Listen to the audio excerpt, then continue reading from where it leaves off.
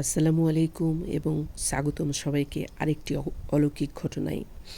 ঘটনাটি সূরা আল কাসাস ও সূরা তহাতে বর্ণিত হয়েছে। মিশরের অত্যাচারী শাসক ফেরাউনের সময়ের ঘটনা। ফেরাউন বনি ইসরায়েলের সমস্ত পুরুষ শিশুদের হত্যা করার নির্দেশ দিয়েছিল। ঠিক সেই সময়ে হজরত মুসা আলাইহিস সালামের জন্ম হয়। তার মা শিশুটিকে বাঁচানোর জন্য চরম দুশ্চিন্তায় ছিলেন। এই কঠিন মুহূর্তে আল্লাহ তার মাকে অভাবনীয় এক নির্দেশ দিলেন। তিনি নির্দেশ দিলেন যেন শিশু মুসাকে একটি কাঠের সিন্দুকে ভরে নদীতে ভাসিয়ে দেওয়া হয়। পবিত্র কোরআনের বাণী, পরম করুণাময় অসীম দয়ালু আল্লাহর নামে। আর আমি মুসার মায়ের কাছে ওহী করলাম যে তুমি তাকে দুধ পান করাও। তারপর যখন তুমি তার সম্পর্কে কোনো আশঙ্কা করবে তখন তাকে নদীতে ভাসিয়ে দিও এবং ভয় করো না, দুঃখও করো না। নিশ্চয়ই আমি তাকে তোমার কাছে ফিরিয়ে দেব এবং তাকে রাসূলদের অন্তর্ভুক্ত করব। সূরা আল কাসাস আয়াত ৭।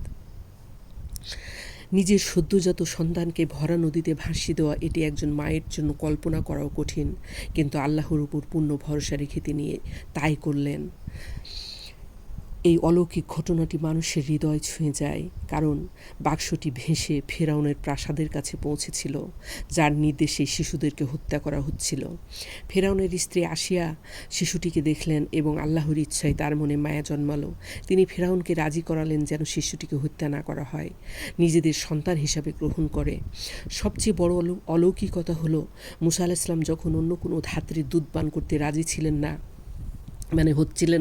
তখন তার বোন কৌশল অবলম্বন করে তার নিজের মাকেই ধাত্রী হিসাবে নিয়ে এলেন। আল্লাহর প্রতিশ্রুতি অনুযায়ী মুসা আলাইহিস সালাম তার মায়ের কোলে সসম্মানে ফিরে এলেন। এটি একজন মায়ের আল্লাহর প্রতি অটল বিশ্বাস এবং চরম বিপদকালে আল্লাহর নির্দেশের সামনে নিজেকে সমর্পণ করার এক অনন্য উদাহরণ। সুবহানাল্লাহ। শিশু হত্যাকারীর ঘরে সেই শিশুটি বড় হলো এবং আল্লাহর ইচ্ছায় তাকে বাঁচানোর জন্য তার মা নিজের কাছে ফিরিয়ে পেলেন। এটি প্রমাণ করে আল্লাহর কৌশল সর্বদা মানুষের সকল কৌশলের উপর জয় হয়।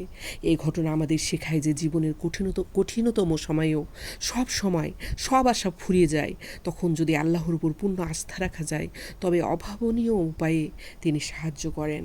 কোরআনের এই অলৌকিক ঘটনাটি শুধুমাত্র মানব হৃদয়ে তাওয়াক্কুল ও আল্লাহর উপর নির্ভরতা ও ধৈর্যের এক শক্তিশালী বার্তা দেয়। এটা শুধু ঐতিহাসিক ঘটনা নয়।